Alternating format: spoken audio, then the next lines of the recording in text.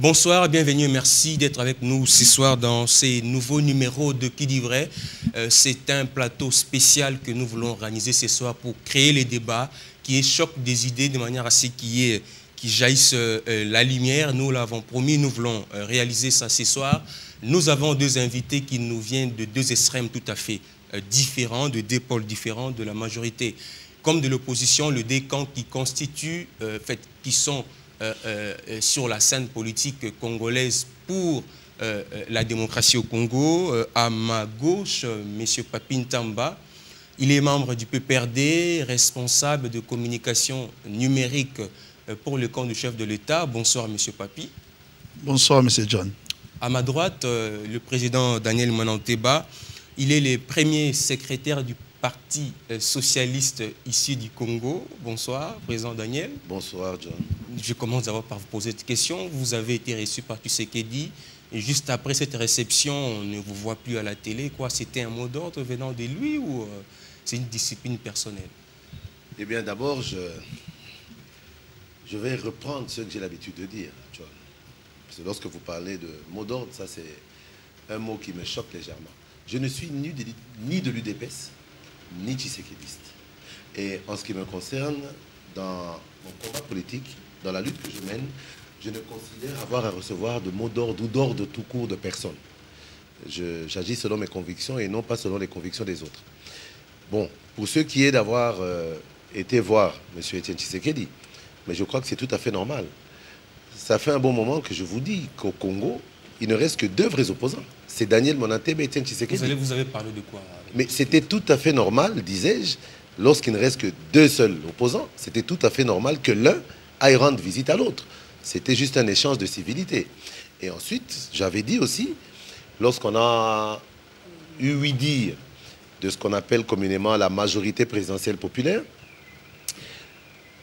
on m'avait posé la question sur un plateau de télévision et j'ai dit que je n'avais pas à répondre à cette question. Je poserai la question à M. Tshisekedi, lui-même, le jour où je le verrai.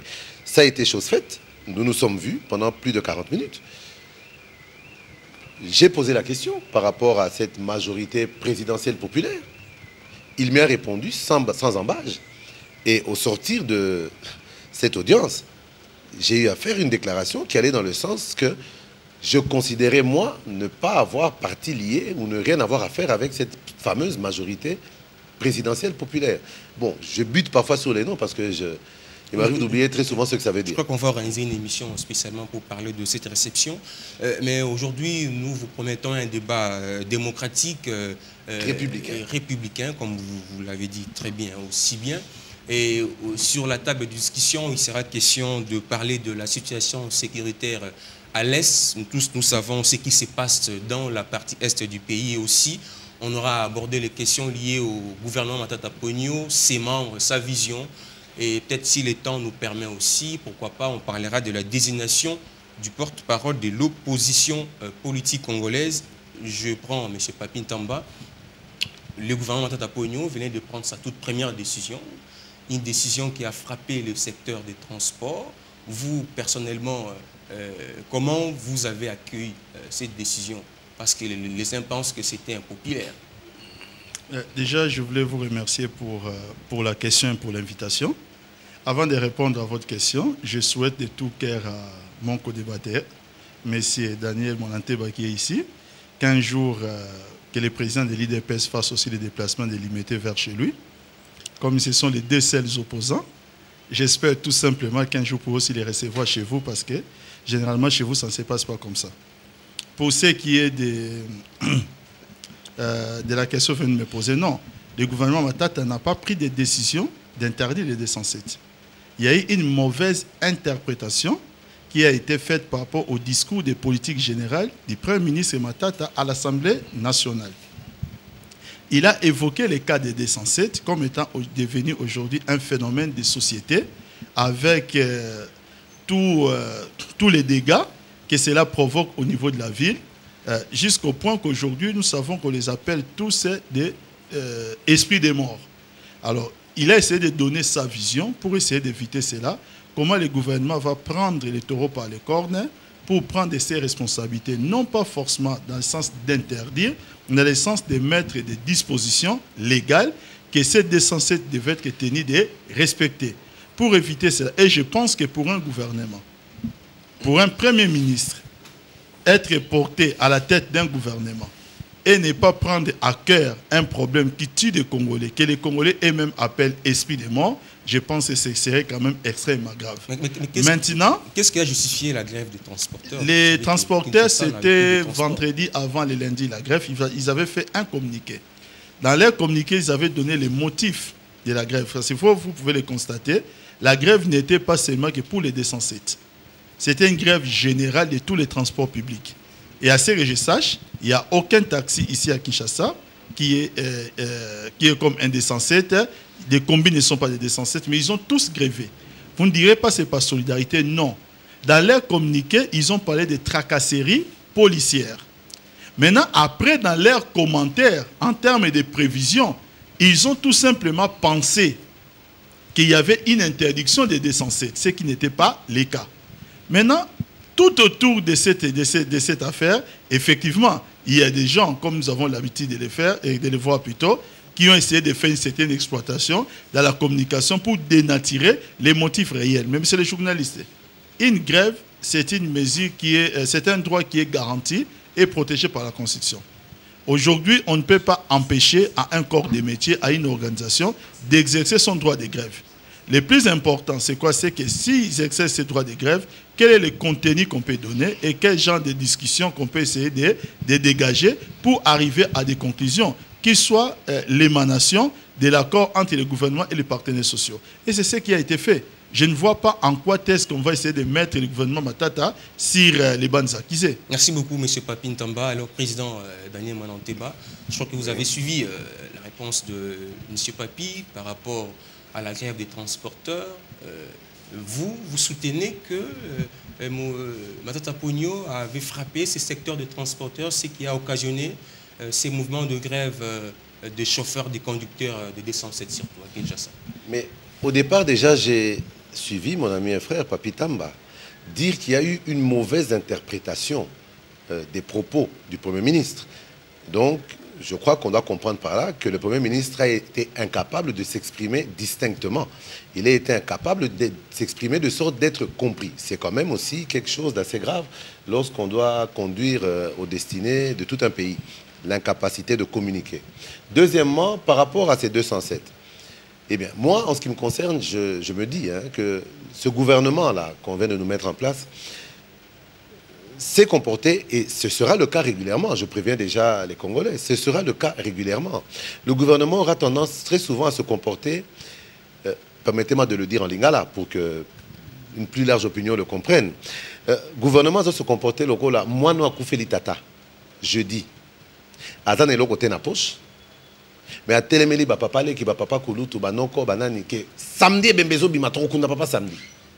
Mais ils ont quand même promis samedi, des 200 bus, oui, mais le problème c'est quoi? On ne commence pas à mettre en place un système de rétorsion, un système de durcissement de la législation par rapport à ces 207, parce que M. Papita m'a dit que ces 207 tuent quand même nos compatriotes et il serait irresponsable pour un gouvernement de ne pas se pencher sur la question. C'est tout à fait vrai. Le seul problème, c'est que ça fait déjà des années. Je crois que depuis 2006, les 207 tuaient déjà nos compatriotes. Alors si c'est 5 ou 6 ans après qu'on doit se rendre compte qu'il y a eu suffisamment de morts, maintenant il faut agir, pendant 5-6 ans, où était le gouvernement de cette majorité? C'est la même majorité. La majorité n'a pas changé. Donc, moi, je crois que le gouvernement aura tout intérêt à prendre des décisions allant dans le sens d'une meilleure organisation du système du domaine du transport. C'est à son avantage et c'est à son honneur. Mais je crois que le gouvernement devra aussi et surtout, avant de prendre des mesures de rétorsion, mettre en place un palliatif, c'est-à-dire quoi? On planifie l'interdiction ou la réduction du nombre de 207 dans les rues de Kinshasa. On planifie. Mais pour arriver au bout de cette planification, on doit commencer par mettre en place une politique d'acquisition de moyens de transport. Vous me dites que le gouvernement parle de 200 bus. 200 bus de combien de places? Admettons même que ces 200 bus fassent 100 places. Il faut relancer, ils vont aussi relancer un les petit calcul. mais enfin, ça c'est vous qui le dites. Non, c'est ce qui a été dit. Vous êtes membre du gouvernement? C'est ce qui a été dit. Non, moi ce que j'ai appris, c'est qu'il y a eu une mesure d'urgence qui est mise en place en ce qui concerne l'acquisition de 200 bus en urgence. 200 bus d'abord. C'est vrai que le monde ne s'est pas fait en un jour. Mais il ne faut pas qu'on nous envoie des mesures poudre aux yeux. 200 bus à 80 places. Le bus, ça vous fait plus ou moins 16 000 places. OK? En une rotation, vous pouvez, logiquement, transporter 16 000 personnes. Mais il y a plus de 2207 dans ce pays. Plus de 2000. À 20 places, ça vous fait combien? 40 000 transportés en une rotation. Donc, le tout est de savoir. Vous allez empêcher les 207 de circuler sans mettre en place un système autre et meilleur. Parce qu'on dit aujourd'hui que les 207 tuent le Congolais. C'est vrai. Esprit de mort, ben, c'est vrai, mais ça ne date pas d'aujourd'hui. Moi, je me dis, si l'État congolais met en place un système de transport fiable, je ne vois pas quel est ce Congolais qui préférera monter dans un bus qui l'amène à mort que monter dans un bus acheté par le gouvernement, un bus public dont le prix, le coût serait sûrement inférieur au coût du secteur privé, grâce à toutes les exonérations dont pourrait profiter une société d'État, mais qui n'accepterait pas de voyager à l'aise et en sécurité pour aller monter dans ces 200 bus? On n'a même pas besoin d'interdire les 207. Mettez en place une vraie société de transport avec des vrais véhicules, des bons véhicules. Ces 207 disparaîtront d'eux-mêmes. Merci beaucoup, Président Daniel. Monsieur Papi, je crois que vous avez suivi tout à l'heure Daniel Mananteba. Vous avez dit que c'était une question d'interprétation. La décision en fait, de Matapounou a été mal interprétée, mais on vous reproche de prendre des décisions sans toutefois observer le terrain, sans toutefois s'y référer à des conséquences que cela pourrait bien occasionner, Papimitamba. Déjà, M. John, il y a un hiatus dans votre question. Comme j'ai pu aussi relever plusieurs contradictions dans les propos de mon co-débatteur Daniel Mananteba ici. Déjà, quand vous dites qu'il y a eu une mauvaise interprétation, on ne peut plus parler de décision. C'est qu'il n'y a pas eu une décision prise par Matata Ponyo en ce qui concerne les 200 bis. C'est vous qui l'avez dit. Je suis en train de dire, déjà, quand vous reconnaissez, vous parlez qu'il y a une interprétation parce qu'il y a la seule décision qui est prise à ces jours par le gouvernement Matata Ponyo en ce qui concerne les transports, c'est en matière douanière. Où nous savons qu'aujourd'hui, il y a une certaine... des mots m'échappent, c'est-à-dire une exonération, voilà, une exonération tout transport en commun, mais qui doit arriver ici, bien entendu, avec 0 km. Donc ça, c'est la mesure qui est prise au niveau du gouvernement et c'est la seule à ces jours. Donc je tiens encore à préciser, pour ceux qui sont des 207, c'est une interprétation. Mais ce dernier moniteur me dit que non, voilà, les 207 existent depuis 2006. Non, les 207 existent même avant 2006. Pourquoi c'est mal la mesure aujourd'hui? Écoutez, M. Daniel Moniteur, je pense qu'il n'est jamais tard de bien faire dans la vie. Deuxièmement, c'est que tous les États du monde qui connaissent des étapes de transition pour essayer d'aller toujours vers les jours meilleurs, il y a certaines situations qui existaient bien chez eux. Il fallait bien qu'un jour qu'ils puissent prendre la décision pour dire qu'à partir d'aujourd'hui, nous considérons qu'on va essayer de franchir une autre étape. L'Angola n'a pas pris dès le premier jour que l'Angola a existé des mesures, par exemple, en matière douanière pour éviter que les voitures qui circulaient, par exemple, au-delà de certains kilomètres puissent franchir les sols angolais. C'est arrivé un peu plus tard. Les Angolais n'ont pas posé la question de savoir pourquoi depuis tous ces temps, Président Edouard, vous n'avez jamais pris cette décision-là. Il n'est jamais tard de bien faire. Nous sommes dans un pays en construction. Dans un pays en construction, il y aura forcément des décisions qui ont été prises hier, des décisions qui seront prises aujourd'hui et qui seront encore prises demain. Le tout, c'est de prendre les décisions au moment où il faut les prendre. Et aujourd'hui, c'est ça le sujet d'actualité. C'est que ce n'est pas qu'on interdit les bus 207. Aujourd'hui, on dit clairement qu'il faut essayer un peu de mettre un cadre qui puisse... Parce que quand nous parlons de 207, M. journaliste, le problème ne se pose pas sur les bus en eux-mêmes. Il ne faut pas que nous puissions énerver le constructeur de 207 qui va penser qu'il a un problème avec les Congolais. Mais c'est sur l'état de ces bus quand ils arrivent chez nous, mais beaucoup plus sur le comportement des conducteurs. Ce sont des choses que... Mananteba voudrait que vous commencez, si je l'ai compris, par acheter d'abord des bus avant de décider de mettre en écart ces bus encore, et je vais mettre il fallait encore pas mon attendre ami, la grève des je vais transporteurs encore pour mettre, annoncer l'arrivée des bus. À l'aise mon ami Daniel Motateba pour dire qu'il n'y a pas de décision. Ne demandez pas à un gouvernement de faire quelque chose que le gouvernement n'a pas fait. Le gouvernement n'a pas décidé. Le gouvernement a donné sa projection dans un discours de politique générale en disant que nous prenons la première mesure, c'est qu'il y a une exonération douanière pour tout véhicule de transport qui arrive en RDC pour payer 0 € de douane ou 0 $. Ça, c'était une décision qui existe aujourd'hui. Le gouvernement a annoncé l'achat de 200 bis. Et le gouvernement a dit qu'il faut essayer de mettre en place un cadre de manière à changer un peu le comportement des conducteurs de 207 qui, je venais encore ici, vous n'allez pas dire que c'est encore un problème de matata lorsqu'on a un 207 entre deux voitures qui peut essayer de vous croiser comme ça. Ça, c'est un comportement qu'il faut bannir. Et vous n'allez pas dire que si le gouvernement le dit en termes de prévision, que le gouvernement a décidé pour qu'il n'y ait plus de 207. N'essayons pas d'interpréter avec mauvaise foi les propos qu'un gouvernement essaie de mettre en place. Maintenant, pour finir, mon intérêt me dit une chose, c'est que si un gouvernement ou un premier ministre dit une chose qui est mal interprétée, ça prouve qu'il y a un problème. Non, écoutez. Je dis, par rapport à vos propos, qu'apparemment, le Premier ministre a été incapable de se faire comprendre. Donc, moi, je t'ai dit ce genre de propos. Mais non, là, vous faites plus qu'un procès d'intention. Moi, j'ai dit ceci, que les propos du Premier ministre ont été mal interprétés. Je n'ai pas dit que si les propos ont été mal interprétés, c'est moi qui l'ai dit. C'est vous qui l'avez dit. Oui. Parce que si ces propos sont mal interprétés, ça voudrait dire qu'il est incapable de s'expliquer. C'est ce que vous avez dit. Moi, j'essaie de vous dire que si personnellement vous pensez que c'est le cas, alors il n'y aurait plus aucun homme politique dans ce pays. Puisque vous qui êtes là, vous êtes les deux seuls opposants. Hein, je sais seulement de plaindre de mon ami Roger Lumbala et les autres. Je voulais juste dire qu'il y a seulement des opposants congolais. C'est Daniel Monateba et Etienne Tshisekedi. Mais il y a des décisions d'Etienne Tshisekedi qu'il a eu à réexpliquer un jour. Parce qu'il dit qu'il a été mal compris. On peut dire des choses et aussi être mal compris. Mais il faut dire qu'il n'y a pas eu que cette grève de transporteurs à Kinshasa, et je crois que ça fait 2 jours, je crois que ça continue. La lutte contre le marché pirate à Kinshasa, on a vu les policiers incendier les vendeurs qui sont le long de routes à Kitambo, ici au centre-ville, un peu dans des quartiers ou à la cité. Vous, personnellement, comment vous avez accueilli cette décision quand vous voyez... Non, il n'y a pas une question d'accueillir une décision. La question que je me poserai, c'est celle de savoir, est-ce que cette mesure a été annoncée? Est-ce qu'une date a été donnée pour dire qu'à partir de telle date, voilà ce qui serait fait? Il faut poser le problème dans ce sens-là. Dans notre pays, il y a une certaine habitude, ça je l'ai remarqué avec les passeports. 1 an avant, on a bien dit que non, voilà, à partir de telle date, tel passeport ne sera plus valable. Les Congolais n'ont pas cette culture de dire que maintenant nous devons essayer de prendre des dispositions, sachant qu'à partir de telle date, il y aura une nouvelle disposition. Et les jours maintenant que les dispositions sont mises en place et que ces dispositions sont appliquées, nous sommes les premiers à se plaindre de ces dispositions.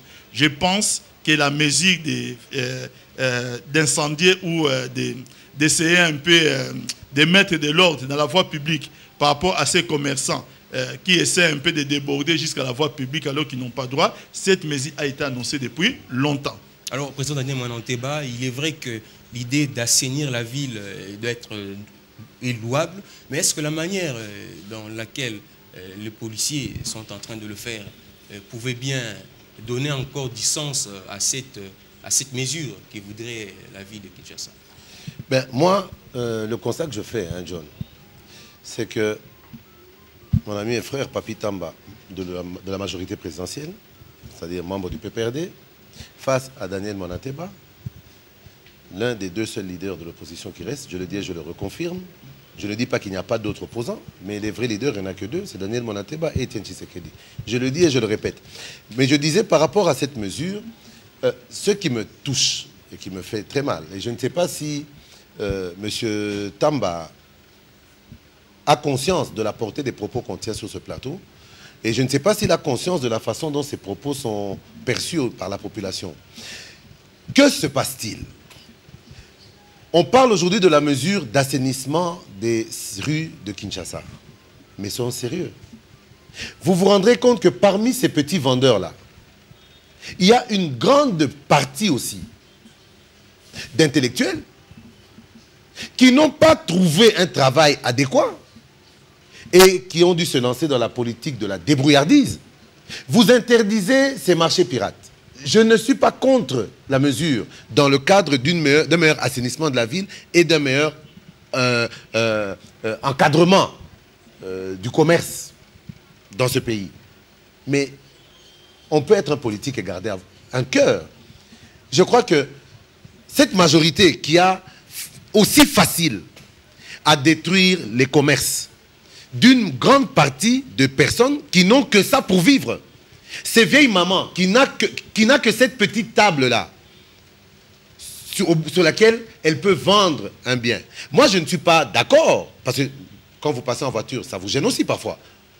Ou même le transport devient parfois compliqué à cause de tout cela. Mais je crois qu'il faut prendre des mesures en amont et en aval. Parce que quand on voit, ça ternit quand même l'image de la ville. Est-ce qu'il fallait laisser le marché pirate évoluer dans ces sens-là? Est-ce que ce sont ces marchés pirates-là qui ternissent l'image de la ville? Est-ce que ce sont ces marchés pirates qui ternissent l'image du pays? Je ne crois pas. Alors, les morts en cascade dans les hôpitaux par manque de seringues, par manque de pilules, de comprimés, ne ternissent pas l'image du pays? Tous ces étudiants licenciés qui quittent l'université avec une licence mais qui ne trouvent pas un boulot, qui se retrouvent serveurs dans des boîtes de nuit ou dans des bars, ça ne ternit pas l'image du pays? Allez dans les différents cimetières et voyez le rythme auquel on amène des cercueils à enterrer. Vous comprenez à quel rythme le Congolais meurt chaque jour à Kinshasa, d'abord. On ne parle même pas encore de l'intérieur du pays, parce qu'à l'intérieur du pays, je crois que M. Papi Tamba sait exactement ce qui se passe à l'Est. Et à quel rythme les Congolais décèdent comme des moustiques. Ça ne ternit pas l'image du pays? Mais qu'est-ce que vous me dites? Je ne suis pas d'accord avec la liberté totale en termes d'exploitation d'un commerce sur la chaussée publique. Mais je dis, avant de prendre des mesures aussi extrémistes, il aurait fallu en amont déjà chercher des mesures d'encadrement pour tous ces gens-là. Beaucoup n'avaient que ça pour vivre. Aujourd'hui, alors que le gouvernement Matata Ponyo a, dans son discours de politique générale, je suis content d'ailleurs que M. Papi Tamba ait parlé lui-même d'un discours de politique générale, parce qu'ils ont failli et ils ont cherché à nous faire croire à un certain moment... C'est votre frère, vous tirez beaucoup sur votre frère de Maniema. Mon frère de Maniema. On vous reproche aussi à Matata Ponyo, c'est votre frère de Maniema. Mais je vous dirais, qui Mais est mon frère, beaucoup sur votre frère. Qui est mon frère, qui est ma soeur? Celui-là qui œuvrera dans l'intérêt de ce pays, celui-là qui œuvrera dans l'intérêt du Congolais, celui-là qui œuvrera pour faire de ce pays un état de droit, celui-là sera appelé mon frère et ma soeur. Je suis un politique et je ne pense pas qu'en politique, je doive me lancer dans ce même cinéma que vous voyez aujourd'hui. Les Nekongo de ceci, les Mbouza de ceci, les Bassoaï, les ressortissants de Kindu, c'est ceux qui tuent le pays. Alors, Papi Ntamba. Je n'avais pas fini. Je n'avais pas fini. Je disais juste que une des missions de ce discours de politique générale dont a parlé Papi Tamba lui-même, et je suis heureux qu'il ait utilisé ce terme parce qu'ils ont voulu nous faire croire à un certain moment et nous convaincre qu'il s'agissait d'un programme de gouvernement. Mais je suis heureux qu'on en revienne à l'appellation réelle qui est un discours de politique générale. Que dit ce discours? On a mis la lutte contre le chômage et la création d'emplois parmi les priorités. N'est-ce pas? Aujourd'hui, l'économie congolaise fonctionne plus dans le domaine de l'informel. Tous ces petits vendeurs, c'est de l'informel. C'est vrai qu'il faut les canaliser pour les reverser dans le domaine du formel. La question de savoir, maintenant que vous avez cassé ces tables, chassé tous ces gens, qu'avez-vous trouvé comme palliatif par rapport à ces gens-là? Est-ce que vous avez pensé à créer une nouvelle structure dans laquelle ils vont se retrouver pour continuer à se débrouiller pour vivre, parce qu'on vit dans le pays de la débrouillardise, ou bien vous allez une fois de plus les abandonner à leur triste sort comme c'est devenu de coutume dans ce pays? C'est ça mon inquiétude. Alors Papi Ntamba, la décision, l'initiative, elle est bonne, mais on pense qu'il fallait commencer d'abord par trouver de l'emploi, pousser là avant de lutter contre le marché pirate. Écoutez, peut-être nous allons diverger sur la démarche. Les fondements restent les mêmes, que l'initiative est bonne. Maintenant, il y a le grand opposant Daniel Monanteba, ici, qui nous donne sa propre démarche. L'un des grands opposants. Parce que ce sont il nous donne ça. Mais il ne comprend pas, hein? C'est de l'ironie, je crois. Il nous donne sa propre démarche. Mais c'est tout ce qui lui reste à M. Tamba, l'ironie. Bon, écoutez, l'un des grands opposants, Daniel Monanteba, ici, comme ça, il ne va pas me prêter, il va pas maintenant me prêter ces mots-là. Aujourd'hui, à sa démarche, il trouve que l'initiative est bonne, il propose une autre démarche. Mais vous n'étiez pas élu. Il y a un autre qui a été élu et il a nommé son gouvernement. Et il a sa démarche. Maintenant, il y a un discours que vous avez longtemps essayé de vendre ici, Mais ce discours n'a pas permis à ce que vous soyez élus dans ce pays. Ne vous faites pas comme état des marchands du malheur des peuples congolais. Vous n'avez pas le monopole, chers amis, de ces malheurs du peuple congolais. Dans ces peuples congolais, nous avons la famille et nous sommes congolais nous-mêmes. Donc nous percevons, ça vous étonne. Donc voilà au moins les spectacles de l'opposition qui seraient encore étonnés aujourd'hui que je sois congolais ou que j'ai des frères congolais. Donc ça, ce discours-là n'a pas permis que vous soyez élus. Parce que vous pensez qu'à un certain moment, vous allez continuer à travailler par l'affolement. Nous abordons tous les problèmes avec responsabilité. Nous avons conscience d'un problème. Et quand il y a ces problèmes, nous réfléchissons pour savoir comment trouver des solutions. On n'est pas là en train de faire des discours populistes. Et nous avons tout entendu dans ce pays. Parmi vos amis opposants, il y a un qui nous a même dit que les 100 premiers jours, quand il sera au gouvernement, s'il est élu, il aura 100 propositions qu'il va mettre en place. Et parmi ces 100 propositions, ça va être la gratuité des frais médicaux, ainsi que la gratuité des études primaires, secondaires et universitaires. Vous savez que ce n'est pas techniquement possible de les mettre en place dans les 100 prochains jours. Mais ils l'ont dit. Il y a votre candidat qui est votre ami opposant, qui a bâti campagne ici, qui a dit que voilà, dans 8 mois, s'il est aujourd'hui élu, il va essayer de faire que ces pays deviennent déjà un État émergent, ce qui n'est pas possible. Nous, de notre côté, qu'est-ce que nous disons? Nous disons aujourd'hui que, regardez un peu à l'époque, vers Victoire, il y avait tout un couloir qui s'était créé, qu'on a appelé couloir, je pense, Madiakoko. Lorsqu'on a pris la mesure de casser ces couloirs-là, pour rétablir un peu l'urbanisation et la ville, des gens comme Daniel Mondaté, ils ont crié comme ils ont crié. Mais aujourd'hui, je pense que les pays continuent à fonctionner de ce côté-là, alors que les choses n'ont pas beaucoup changé aussi. Donc, je veux dire qu'aujourd'hui, nous sommes en train de casser ça, parce que le gouvernement Matata Ponyo avait dit, parmi les 6 axes qu'il a mis en place dans son discours de politique générale, qu'il n'a jamais présenté comme un projet de gouvernement, il a dit la première chose, il faut rétablir l'État dans son autorité régalienne. Et c'est important que lorsque l'État essaie de prendre des mesures, et lorsque l'État essaie de prévenir par rapport à une mesure, que l'État arrive à appliquer cette mesure. Sinon, l'État sera très faible. Maintenant, quel est le résultat escompté par rapport à tout cela? Par rapport à tout cela, c'est quoi? Il n'y a pas seulement que l'assainissement. Parce qu'il y a une volonté réelle d'accompagner ces gens pour formaliser cette économie-là. Ce n'est pas pour le sommet de la francophonie que vous... J'ai dit parmi, dans la panoplie. Les gens vont dire peut-être c'est pour les sommets, c'est la panoplie des raisons. À mon avis, on va pas avant dire le cinquantenaire non, c'est-à-dire de l'indépendance. Non, il a parlé de formalisation, c'est très intéressant. Je suis en train de dire ceci, il a encore un autre mot qui l'intéresse. Il y a beaucoup de mots qui vont vous intéresser, M. Daniel Moneteba. Si vous devez seulement chercher des mots avec moi, vous en aurez beaucoup. Et à la fin, vous ne proposerez plus rien. À la fin, tout ce que vous ferez, c'est de commenter mes propos. Ah bon? Et je pense que ça risque de... Je pense que c'est pas ça le but du débat. On va prendre la toute dernière question pour passer à... Il a parlé de formalisation. Et je disais justement... Tous ces gens faisaient partie de l'économie informelle. Il fallait trouver un moyen de formaliser tout cela. Et il l'a rejoint. Donc je voudrais juste savoir par quelle mesure. Mais puisque dans les cadres de la révolution de la modernité, la vision du chef de l'État était très claire.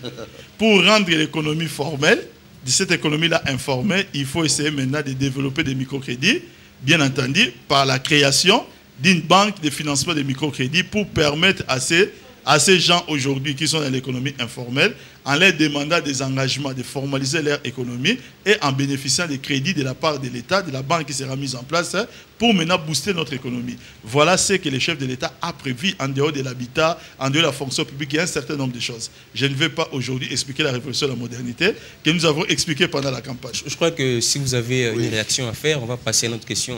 Oui, mais bon, comme Papi Tamba a dit tout à l'heure que je serais intéressé par beaucoup de mots. Et pour finir, je n'aurais rien à proposer. Je n'aurais qu'à m'intéresser à ce qu'il dit. Bon, je crois qu'il parle français. Tous ces mots qu'il est en train de citer sont des mots français.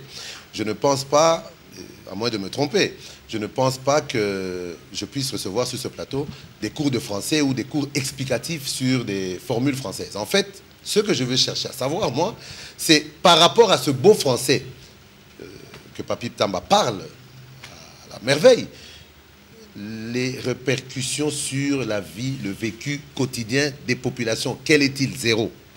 Premièrement, il dit aujourd'hui que le Premier ministre n'a jamais fait allusion à un programme de gouvernement, c'était juste un discours de politique générale. D'accord, je crois que tous les Kinois et tous les Congolais suivent et ont compris qu'il ne s'agissait qu'un discours de politique générale. Par rapport maintenant à ce que M. Papita m'a dit, je ne vais pas revenir sur la litanie de révolution de la modernité et tout ça. Il a même dit qu'il ne va pas se remettre à réexpliquer ça ici, parce qu'ils ont suffisamment expliqué ça pendant la campagne. Non, non, non. La réalité, c'est qu'ils seraient incapables de les réexpliquer ici, du début à la fin. Ils sont incapables. Parce que c'est un concept incohérent, c'est un concept flou, c'est un concept opaque et creux. Voilà, la révolution de la modernité ne représente rien. Voilà la vérité. Quant à ce qu'il vient de dire là, par rapport à un des axes de leur programme, qui est la création de banques qui auraient pour mission de donner des microcrédits à tous ces gens-là qu'on chasse aujourd'hui. On les chasse aujourd'hui, mais on va commencer à créer ces banques dans 2-3 ans. Dans l'espace là, comment ces gens vivent? C'est ça que je dis. Il a parlé tantôt de conscience, qui font le travail avec conscience. Oui, c'est la conscience de l'inconscience. S'il y a des mots qui vont vous intéresser, ils vont vous intéresser. Ils disent qu'ils font le travail avec la responsabilité. C'est la responsabilité des irresponsables. Voilà ce qui se passe. Aujourd'hui, la majorité tâtonne. Vous vous rendez compte que même ce gouvernement qui vient de... Je ne suis pas fâché, hein, je suis très serein, mais je crois quand même qu'il faut que je puisse répondre du tac au tac pour ne pas que les intentions que M. Papita me prête puissent être perçues comme les vraies, alors qu'il n'en est rien. Allez-y. Je suis ici, je ne suis pas un populiste. Hein. Je dis, et je le répète, à mon sens, il ne reste que 2 vrais leaders de l'opposition. M. Papita m'a dit... le grand opposant à Daniel Monateba, mais je suis quand même content qu'il utilise un superlatif en ce qui me concerne. Mais moi, je dirais, ce monsieur de la majorité, mon ami de la majorité, mais la majorité de la minorité. Parce qu'aujourd'hui, cette majorité, même dans la perception du Congolais lambda, est-ce que la majorité est vraiment majoritaire? Non. Il dit aujourd'hui que nous n'avons pas eu la chance d'être élus. D'abord, moi, je n'ai pas soutenu ouvertement un candidat à la présidence de la République. Quoique, j'ai eu à voter pour mon candidat, qui n'était pas Joseph Kabila, je ne peux pas m'en cacher, mais je n'ai pas eu à soutenir ouvertement un candidat. Et j'ai toujours dit, je ne suis pas de l'UDP, je ne suis pas Tshisekedi. C'est-à-dire que toutes ces flèches-là que vous décochez contre Etienne Tshisekedi ne m'atteignent pas, parce que je ne suis ni de l'UDP, ni Tshisekediste. Je dis, en ce qui concerne Tshisekedi, que j'admire le combat et la constance dans ce combat. Et je crois qu'en termes de constance, M. Papitamba, c'est vrai qu'il y a beaucoup d'opposants qui ont fait preuve d'une grande inconstance. Mais je crois que du côté de la majorité aussi, la constance que l'on peut observer du côté de la majorité, c'est une constance qui s'aligne plus sur des espèces sonnantes et trébuchantes. Dès qu'on vous... On a vu même au sortir de certaines... on a vu au sortir des élections, il y a certains barons de la majorité qui se sont retrouvés d'ailleurs ministres ici, mais lorsqu'ils n'ont pas été proclamés par la CENI, on a vu ce qu'ils ont à raconter sur le pouvoir en place. Je crois qu'on doit être sérieux. Moi, ce que je dis aujourd'hui, on doit pouvoir prendre des mesures, c'est vrai, des bonnes mesures, c'est vrai, mais on doit pouvoir aussi les recadrer par rapport au vécu quotidien de la population. Vous chassez tout le monde aujourd'hui et vous dites que vous allez donner des crédits à ces gens-là demain. Je mets Papitamba au défi, dans l'année qui suit, de m'emmener même 2 personnes qui auront obtenu un microcrédit du gouvernement ou des fameuses banques qu'on attend encore, qu'on ne verra sûrement pas, ça je vous le dis, du gouvernement, dans l'année qui vient. Et là, je me tairai. C'est compris, vous avez encore la parole. On va prendre peut-être la toute dernière question par rapport au gouvernement Matata Ponyo. Ils ont respecté la Constitution, ils sont allés déposer les déclarations de tout ce qu'ils ont comme patrimoine à la Cour suprême de justice. Monanteba, ça devait être fait comme tel que c'est fait, où il fallait que ça soit rendu public et que tout le monde puisse savoir tel ministre a autant de parcelles, a autant de comptes en banque, ou ça devait être fait tel que c'est fait sous pli fermé. Quelle est votre position? On ne va pas faire ici une politique, de mauvaise foi.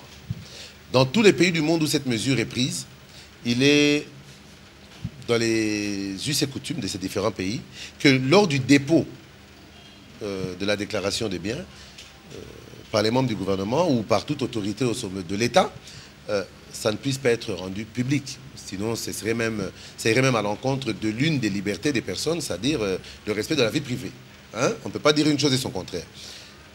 C'est lorsque ces personnes quittent le pouvoir, comme en France, que ces listes sont rendues publiques, mais pas sur Internet à la portée de tout le monde. Il faut qu'on puisse avoir le moyen de faire une étude comparative.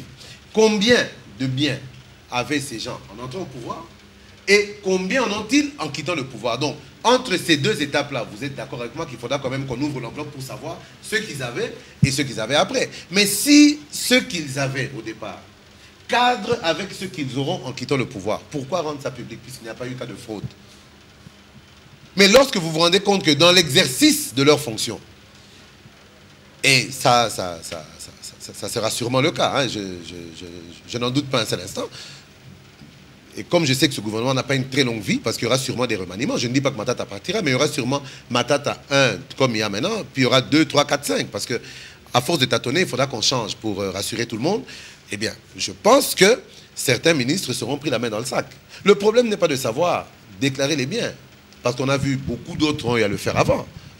Le problème est quel pouvoir aura réellement la justice de poursuivre tous ces voleurs. Et si on veut me convaincre, moi, Daniel Monanteba, que cette mesure a été mise en place, ces dépôts de la déclaration du patrimoine a été fait dans le sens réel de sévir vis-à-vis de ceux qui détourneront les fonds publics des caisses de l'État, eh bien, pour que je croie cela, moi, je me dis, il y a une équipe qui vient de sortir, il y a des équipes qui viennent de sortir, avec un étalage de biens et faramineux.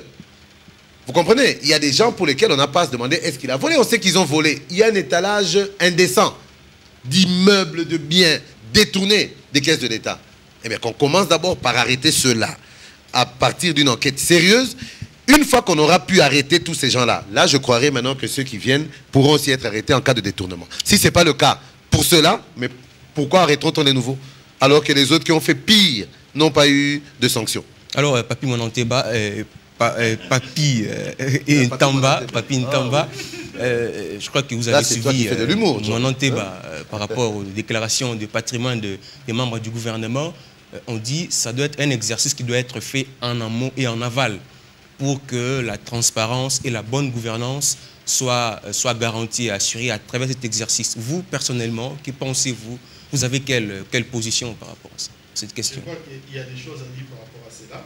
Mais très rapidement, je vais juste dire à Monanteba, nous devons savoir de quoi nous parlons.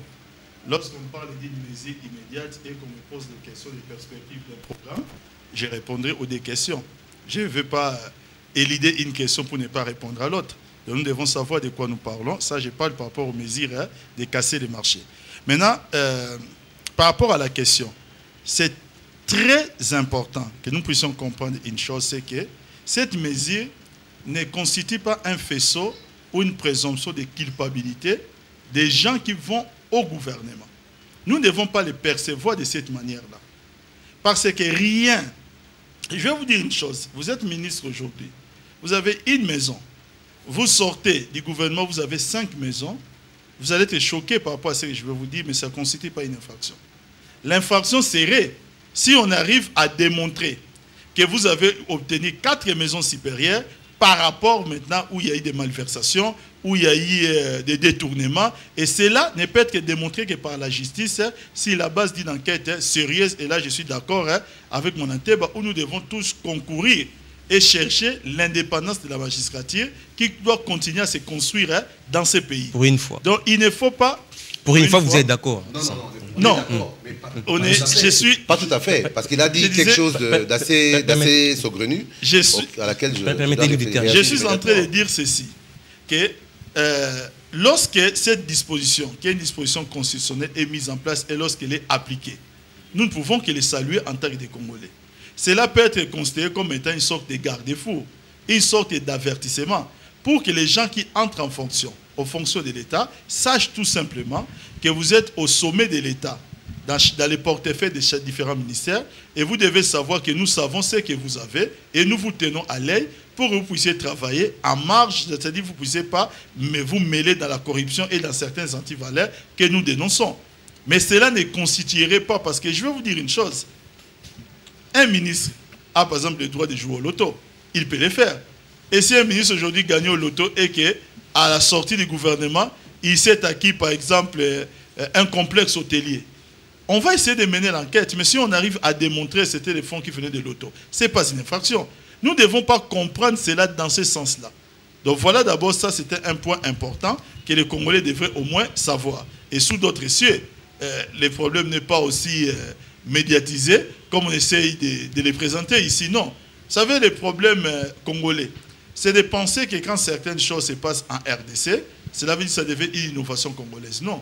Le problème de déclarer les biens et à l'entrée, et lorsqu'on sort, on essaie de faire la déclaration de ce qu'on a eu après. Ça, c'est quelque chose que d'autres démocraties appliquent depuis longtemps.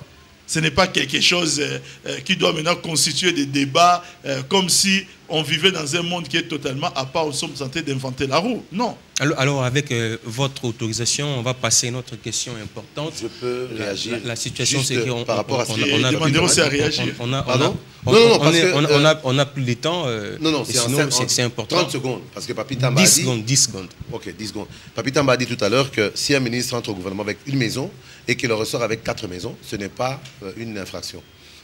Le problème, il y a aussi le principe en droit qui dit qu'un enrichissement sans cause est condamnable et punissable. La plupart de ces ministres, si vous les cherchez dans les fonds publics qui ont atterri dans les caisses de leur ministère, il va de soi que vous n'en attraperez aucun par rapport à ces fonds-là. Parce qu'ils ne puisent pas dans les caisses de l'État. Mais ils ne font que percevoir des pots de vin, ils ne font que pour recevoir des commissions sur des marchés, ils monnaient leur signature. Mais là, il n'y a aucune trace. Et à ce niveau-là, c'est illégal aussi. Vous avez 10 secondes, vous avez 10 secondes pour réagir. On va passer vous n'allez pas me faire croire, malgré tout ce que vous avez dit, ça constitue une infraction. Moi, j'ai ajouté une chose. J'ai dit ceci, non, j'ai dit qu'il faudra une enquête, je l'ai dit. Ouais. Si maintenant les choses se présentent de cette manière, il faudra maintenant une enquête judiciaire sérieuse qui va déterminer une infraction.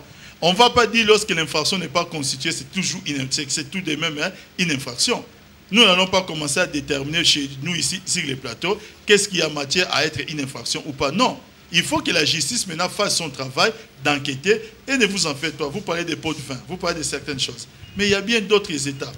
Il y a bien d'autres États, il n'y a pas eu de preuves, mais ils ont pu recueillir des aveux, ils ont pu mener des enquêtes judiciaires très sérieuses, sans qu'il y ait au moins aucune trace, ou à la fin, l'enquête était tellement bien menée qu'on a quand même pu, par exemple, qu'est-ce que je voulais dire, déceler l'affaire et la rendre peut-être en plein jour.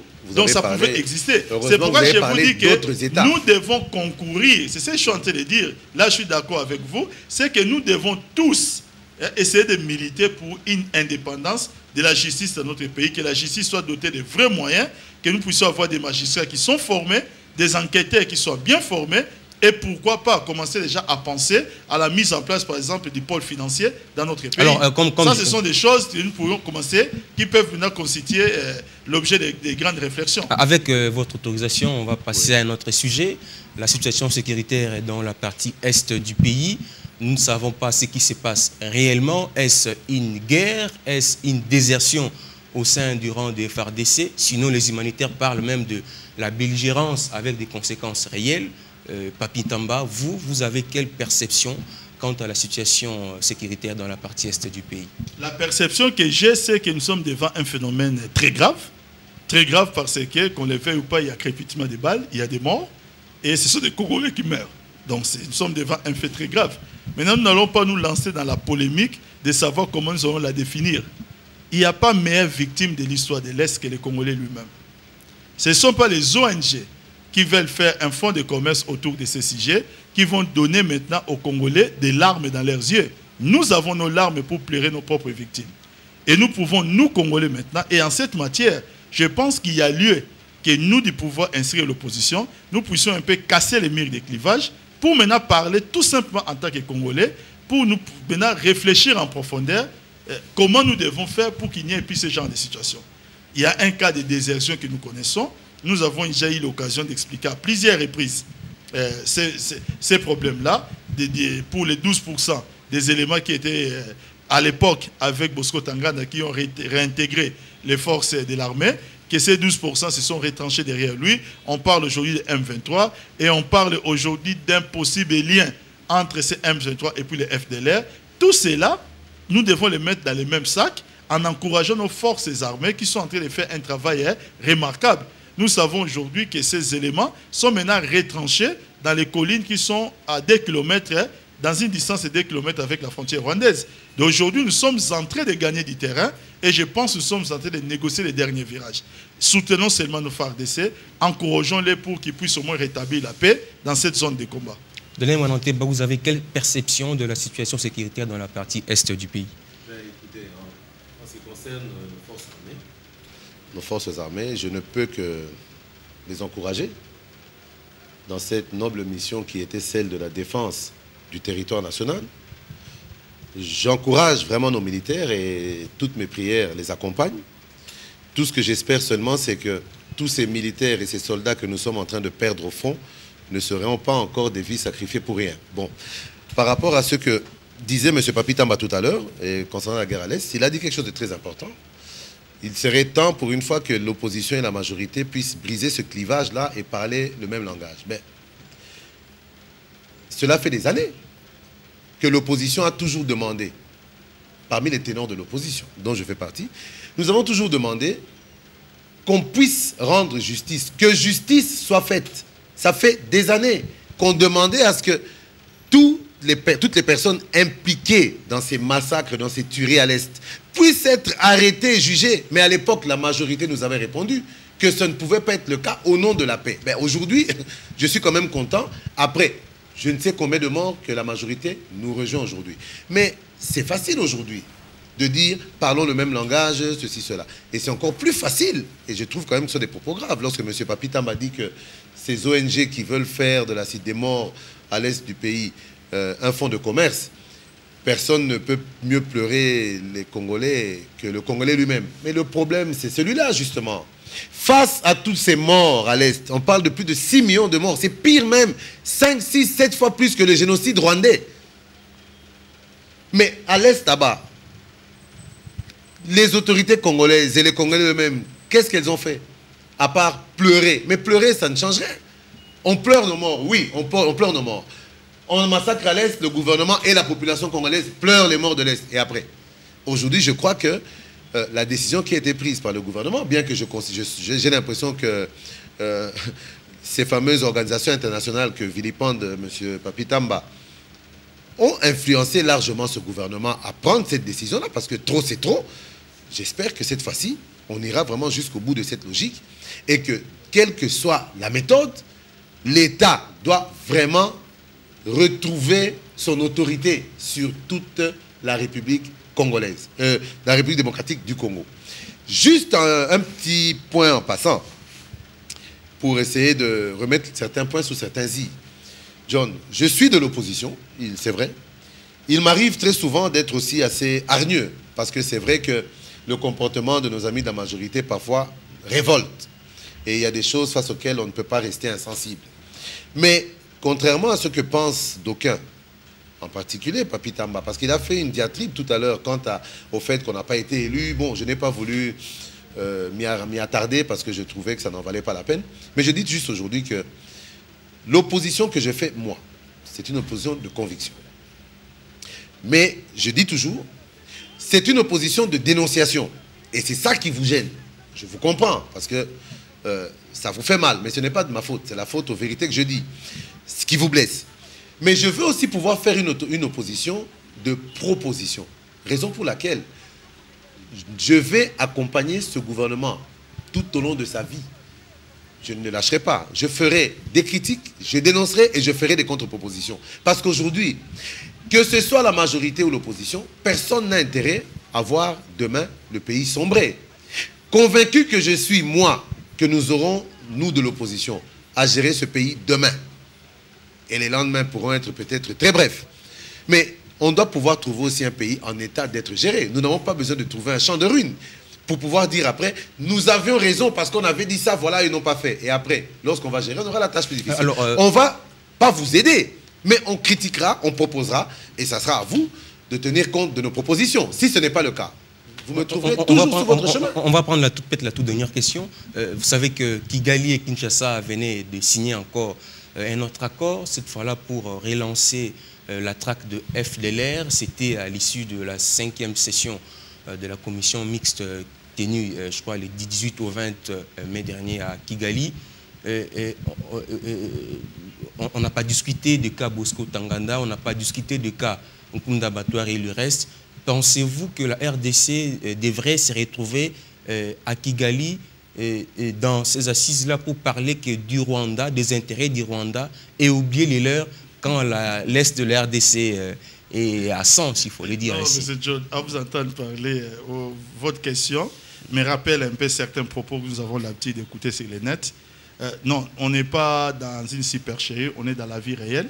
Avant de répondre à votre question, je voulais d'abord dire à M. Daniel Monateba que ne vous sentez pas gêné si je dis que vous n'avez pas été élu. C'est même ce que vous expliquez vous-même, c'est la logique de la démocratie. C'est-à-dire ceux qui ont élu, non, ceux qui ont élu, d'avoir été élu de la manière dont vous l'avez été. Lorsqu'on est élu, on est élu, on dirige, on est dans l'opposition. Vous dirigez sans être élu, vous avez la force. Je dis ceci, on est élu, on dirige. Et si vous n'êtes pas élu, vous êtes dans l'opposition, vous proposez, vous contredisez comme vous le voulez. Et vous l'avez reconnu vous-même à la fin. C'est la première fois au monde. Vous l'avez reconnu vous-même. C'est la première fois au monde qu'un groupe. Vous pouvez répondre. Veuillez répondre à la question, monsieur. Veuillez répondre à la question, monsieur Patrice. Ça ne doit pas vous gêner. Qu'on ne soit pas. Vous le savez qu'on a été élu, mais vous vous êtes imposé, vous gérez.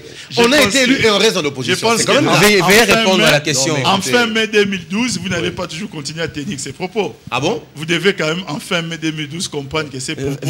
Veuillez répondre. Le peuple congolais n'est plus retenu à ça parce que le peuple congolais a retenu.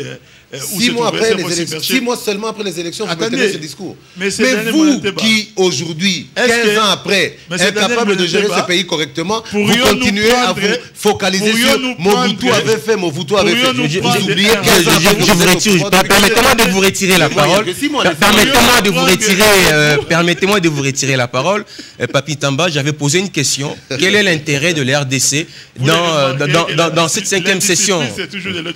L'intérêt de l'RDC dans la 5e session de la commission mixte. Vous avez soulevé plusieurs problèmes, mais il fallait comprendre c'était quoi l'objet de la rencontre.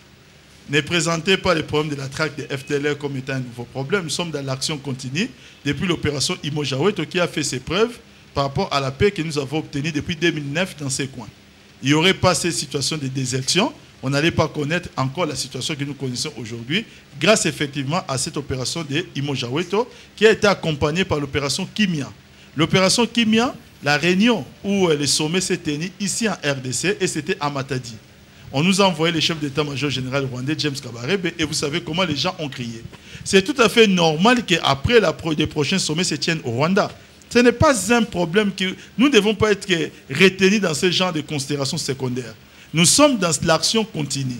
On ne sommes pas en train de discuter avec les Rwandais si c'est que la traque de Bosco Tanganda, parce que la RDC n'a pas matière à discuter sur la traque des éléments qui sévissent sur son territoire. Ça, c'est un autre débat. Pour ce qui est des Nkunda Batouari, il y a une demande d'extradition qui existe aujourd'hui formellement en bonne et due forme. Dernièrement, je vous ai donné un exemple ici. Je parle de la France, où il y a eu des gens qui étaient accusés du terrorisme par rapport à l'acte du Port-Royal. Il y a une demande d'extradition qui a été faite par la France de façon régulière et la Grande-Bretagne a mis 10 ans. Aujourd'hui, il y a encore des camps de César Baptiste. C'est-à-dire que la mesure d'extradition n'est pas une mesure à comprendre comme c'était une mesure à la légère. Il y a plusieurs enjeux politiques et judiciaires dedans. Et nous sommes dans... Les problèmes, c'est quoi? C'est déjà entré dans la moule et il n'y avait pas matière à discuter de ça à ce sommet-là. Alors, nous sommes arrivés peut-être à la fin. Le débat va peut-être continuer la semaine prochaine. Je voulais juste vous accorder 5 secondes à chacun pour un mot de conclusion. Et le débat n'est pas clos. On va continuer même la semaine prochaine. Daniel Monateba, vous avez 5 secondes pour conclure. Tout ce que je pourrais demander aux Congolais qui nous suivent en ce moment, c'est d'avoir beaucoup d'indulgence vis-à-vis de cette majorité qui, très souvent, pose des actes sans savoir exactement ce qu'elle fait. En ce qui me concerne, je le dis et je le répète, je ne suis pas à vendre, donc je ne serai pas acheté. Je continue ma lutte, je continue mon combat dans une opposition républicaine. Tout ce que je demanderai aux amis de M. Papi Tamba, je ne l'indexe pas personnellement, mais à ses amis dont nous connaissons les méthodes de règlement de certains, je ne dirais pas conflits, mais de certaines inimitiés. Je suis encore jeune, je suis un politique, je suis dans l'opposition. Eh bien, si certains sont énervés par ma façon de m'exprimer ou par ma façon de parler, eh bien, je leur demanderai vraiment de serrer les dents et de me laisser avancer. Qu'on me laisse vivre, j'en ai besoin.